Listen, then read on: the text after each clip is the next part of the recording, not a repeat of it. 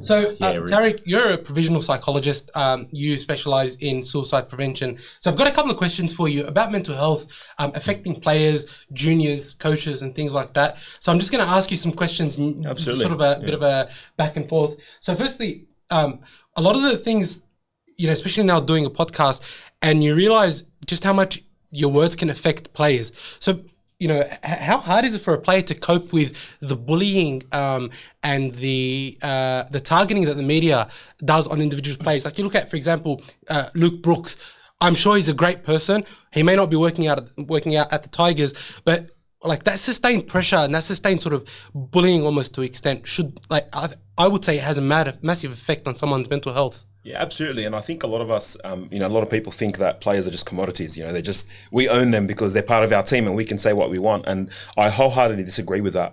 Only because now we live in a time and I guess an age where we're connected 24/7, right? There's no way that, back in the early 2000s, before Facebook, before all this happened, came along, you could sort of switch off. You don't have to hear about it. You don't have to see it. You don't have to worry about it. Whereas now it's like you've got Facebook, you've got Twitter, you've got TikTok, you've got Instagram, and everybody has an opinion. Everyone has an opinion about the players, and it's not like it's constructive criticism. It's not like, oh, look, I don't think he's working out. I don't think he's worth the $1 million price tag now. He's got the potential, but I just don't think it's working out. Now, like what you see is people are going after their families. They're going personal. Like they start attacking them, and you start they attacking get racist, them. They get racism, and that's a really terrible part of the game. In terms of it occurring, and I do genuinely believe that it really does impact the players. Like you have to understand that players are human at the end of the day. They're human beings. They're individuals who have partners. They've got their kids. They've got their life outside of footy. They've got their families, and they've got issues as well. Like just like we all have our issues in our personal lives. They also go through similar things. Not everything for them is just about the rugby league and playing. Don't get me wrong, it's important. It's a big part of who they are. But then, they've got all these things going on. It's just a normal part of life. And then you go to a game and you're trying to, they put on a really good show, especially this season. How good's it been? It's been an amazing season. Yeah, a couple of contentious calls. Probably the best opening we've seen. Yeah, a long time. Some reports maybe ever. Best opening since 1908, which blows my mind, to be honest. Yeah. But it's something that I think probably doesn't get spoken enough about, and the media isn't held accountable either. Like I think, especially if you look at some of the bigger rugby league shows, it's like they've made it their goal or they've made it their thing to target one club or one player at a club and stick to them. Like Luke Brooks and the West Tigers, I know they're not doing well, right? But the amount of articles and the amount of discussion that he takes, it must be like 50% of that show gets spoken about, and I just think, look, if I were you, bro, I'd walk away. I'd just pack up and go to New Zealand to go play for the Warriors or something, because you don't need that. Like it's just going to continue to hound them. So we mentioned racism with Latrell. And Latrell's a strong guy. Like he cops the racism, but he comes back and he talks about it. He lets the journalists ask him questions. But how tough is it to deal with from an Indigenous kid who's grown up, who's such a great role model for other players and the fans? How tough do you think it is for someone who's only 24, 25 to deal with all that pressure of footy and to deal with the racism? Yeah, absolutely. I just wanted to think about us, right? If somebody says something hurtful towards us, how do we feel, right? And now we're talking about something a bit more, sensitive, a lot more that's going on for them. He's trying to have a good time. He's trying to play footy with his family, like with his friends, celebrate after the game, and then he's walking off the field and he hears something. He hears something extremely racist. It's something that's attacking them. It's vile, like disgusting stuff that's going on. And then, for you to hear that, and especially with everything that's happening, how would you feel? Yeah. Obviously, you're going to... I don't blame him if he does lash out. I don't blame him if he does come on and I'm with you. To ignore something like that is the wrong reaction. Yeah. I guarantee you, it needs a reaction. And I think the biggest issue with it is when they do react, it's like, oh, look at Latrell, look at this player, look how the Indigenous players act. Yeah, it's like hold on a minute. Why aren't we addressing the racism? But that's the issue.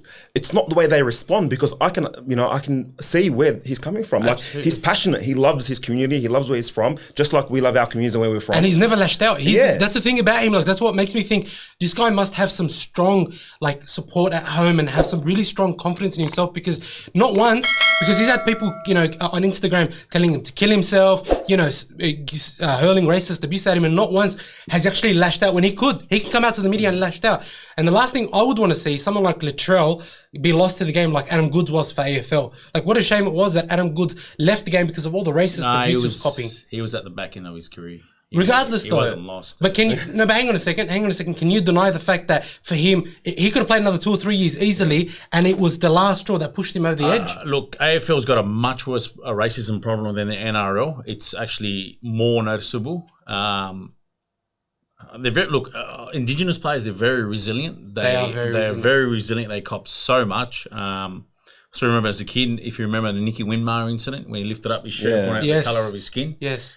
And then look, AFL did not handle that racism issue with Adam Goods whatsoever. It was just very bad. But I feel like they don't know how to handle it because it always so automatically, right? Those incidents happen. All of a sudden you go on social media, it's like, you should just focus on your game. You should only focus on your performance. And then it's like, we should just focus on the strengths of the game. And I agree, right? We should be focusing on the strengths of the game. But we also need to address the underlying issue that actually exists. We're not saying if this happens, like, you know what? Just focus on your footy. Just focus on how you play. It's like, well, hold on. What about what's happening in the stands? And I'm sure the majority of people that go to the game, 100%. Are passionate supporters and they don't want to see that happen. Look, but then you go online, right? Sorry, and what happens is you go online and you've got all these adults coming on and chiming in and saying things like vile things like to other adults, to players. And for me, it's like, I understand the impact that's going to have on the player, right? Their mental health is obviously going to be impacted, but I also want those people that are commenting online to recognize, you know what, your kids are on social media. Yeah, that's right. Your family's on social media. They see exactly what you're typing to these players and the disgusting comments that are directed towards them.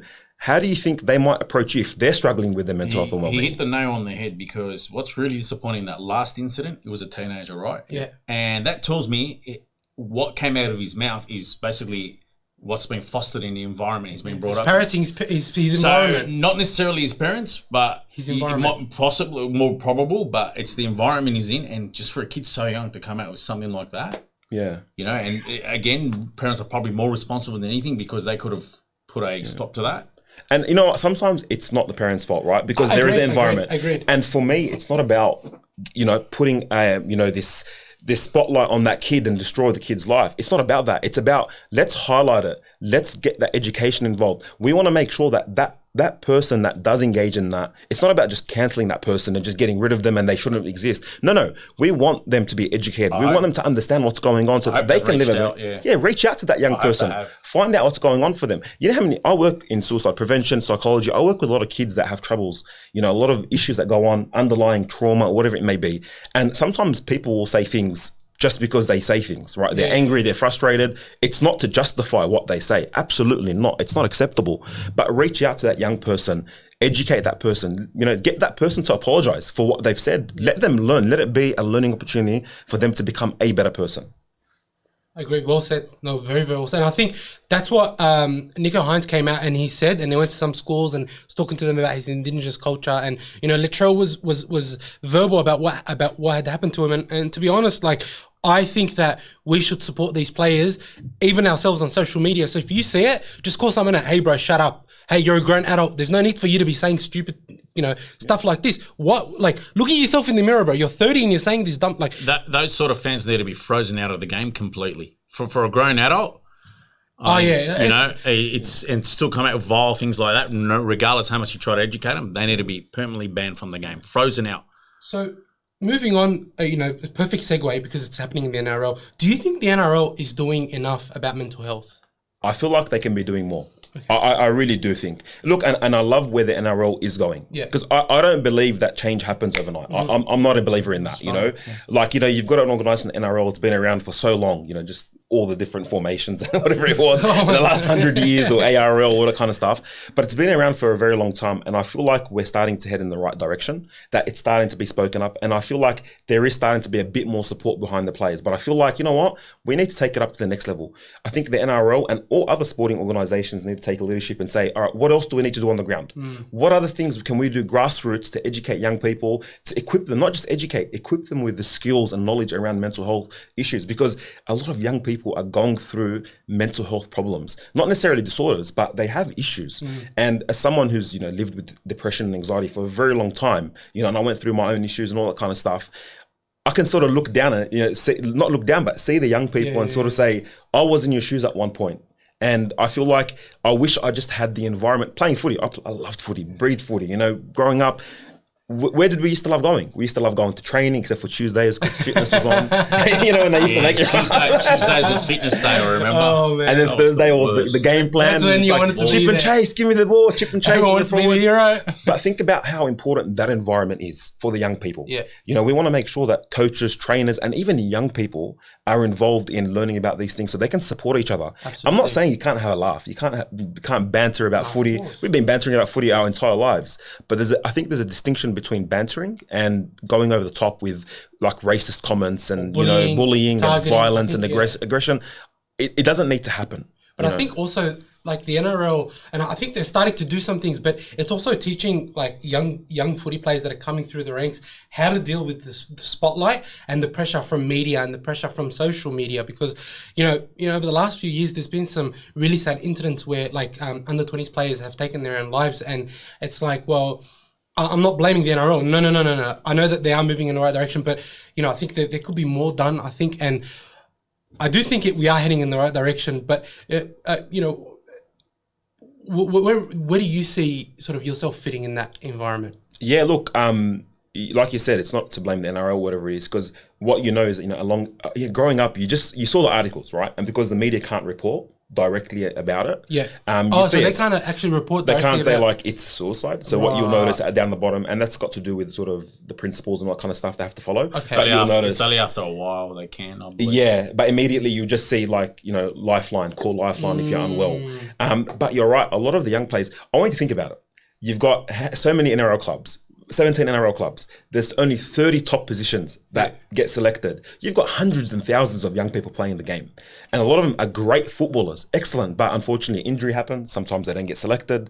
And a lot of the younger people, they don't necessarily think about what's to come after.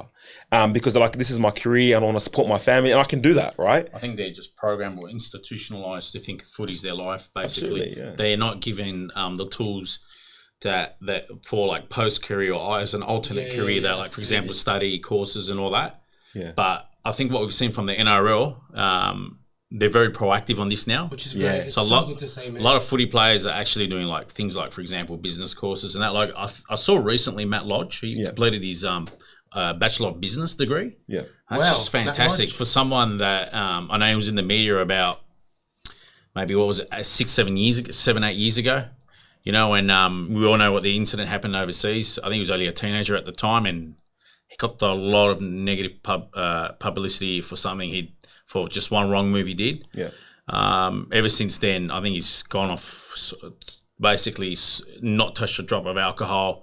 I think he's now married with 3 kids. He's just lived a very...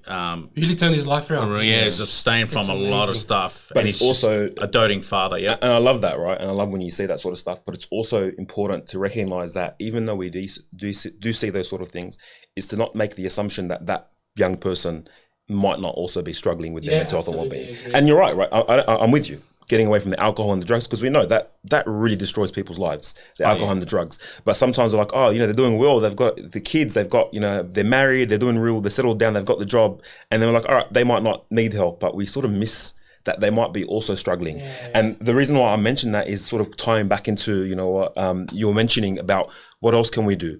I mean, I'm doing a bit of work on the ground and I can't really say much about it. It's sort of in the early stages, but I'm working with, funding from New South Wales Health to equip as many, youth touch points, around suicide intervention. So we're going out and having these conversations, and I'm happy to share the link for the 90-minute online starts, and you can sort of have that. It's a suicide awareness, but we're also equipping coaches, trainers. We want you to be more comfortable, to have the conversation. If a young person is struggling, and a lot of people don't want to ask about whether it's suicide or whatever it is, because we're afraid if they say yes, what do I do? But if I do ask, is it going to put the idea in their head and that sort of stuff? And what we're trying to do is train as many youth touch points in no, let's be more comfortable. Let's have this conversation. It's not about normalizing suicide. It's about normalizing the conversation around it. So that if a young person is struggling, and if a footy player is struggling, I want to create a society or an environment where a footy player isn't going to be afraid to say, I'm struggling right now. I need support. I feel like there's nothing wrong with that at all. I feel like I think it takes so much strength. It's not weakness. It's a strength. Definitely courage to be able it's a strength to deal with it in silence because it's tough. Yeah. But it's also requires a lot of strength to say, I'm struggling. And I think we should be putting things in place where if a player is struggling, encourage them. You know what? Your career is not impacted. Let's get you some time off. Yeah, I agree. 100%. Let's get you the support that you need. Yes. Let's not make a fuss about it. Yes, let's plaster the news about what's going on here, but let's get them the support that they need. And that's what I think what's important. So there's a lot of things that we can be doing to sort of improve the mental well-being of players, but also young people growing up in the sports and the grassroots as well. I think that makes a lot of sense. What was that link you were saying that you could put that you can... Yeah, so if you go online and type in it's called Living Work Starts. Yeah. It's an online program. It's funded by New South Wales Health. It's 90 minutes. It's interactive. And so anybody can jump online, and it's interactive, meaning you ask the question around suicide, you text message, but it's really just to get you aware of the topic, what might be happening for someone, and how to approach it. Because that's a big thing. We're afraid to have this conversation around this. You just don't know how to approach it. We don't know how to, but we don't realize, hold on, by not having this conversation, people are struggling in silence, and we want to change that. So what I'll do is, I'll have that link in the description down below, and I'll ask Tarek that when you can talk more about some of the initiatives that you're running, I would love to have you back on to speak about it a lot more, because I think, we love rugby league, and we sort of, as part of this rugby league community, I think if we can just help even one person through a podcast, listening to us, help someone else, then I think, that's good enough on its own. Yeah. So I'll have that link in below. And we'll sort of work throughout the weeks with a little bit more mental health stuff, just so that we can all sort of share in those discussions and spread the awareness. Yeah, thank you so much for talking about that, Tarek. I really appreciate it. I actually have one more question, which refers to mental health. So Paul Green coached the Cowboys to a grand final. Unfortunately, he passed away last year. When you heard about that, did that hit you hard, knowing it was sort of, even though he's not someone that you knew personally, but he was the coach of your team, did that hit you hard? Honestly, I was devastated because I didn't know how to respond. Even though I work in this space, I'm on the ground all the time. I teach suicide intervention. I have these conversations with all communities across the state, and eventually around the country and maybe around the world. But when I found out that about Paul Green, I was devastated. I was in shock. What we do know that for every person that takes their life, something like 150 people are impacted by it. Wow. So even though sometimes, and when you go to sort of Indigenous communities or other communities that are more collective, that number's much higher, even remote communities, because people know each other. So just when I found out that Paul Green, that happened, I was devastated. Because I was devastated, and I didn't even support the Cowboys. 2015, that grand final, honestly. You remember it at my house. When he celebrated. Yeah. Oh my God. It was one of great moments. It was one of the Cowboy supporter or not. You should, I've got a video. I would love to share it. Actually, would you be willing to share that? I'm happy to share it. You just see the moment when Kyle Felt scored that try in the 80th minute. I was losing it, and and you want the truth? In 2015, I was at a very low point in my life. I'll be honest with you. It was a tough time in my life, the depression and anxiety. So just to give you an idea, I was so ecstatic for the Cowboys to come up. I was buzzing. I was awake. I remember we already had 30 kilos of meat. Yeah. Wow. We sparked up the barbie again and just started throwing more things on because we were so excited. I think even we went to 3 a.m. I worked the next morning and no one cared. No, it would have been a long weekend. Yeah. Oh, that's right. That's right. Yeah. Weekend. And the boys that weren't even, everyone was there. The non-Bulldogs, non-Cowboy supporters were so excited about that grand final.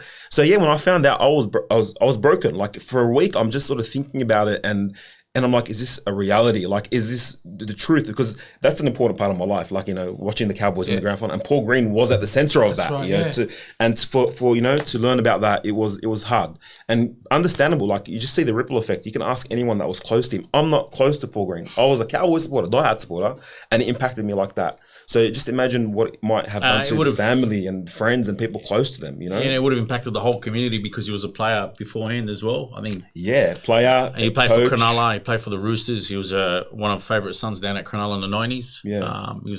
He played for Queensland as well. Yeah. He played with flair as well. So, so I have to bring this up because we mentioned the 2015 grand final a lot.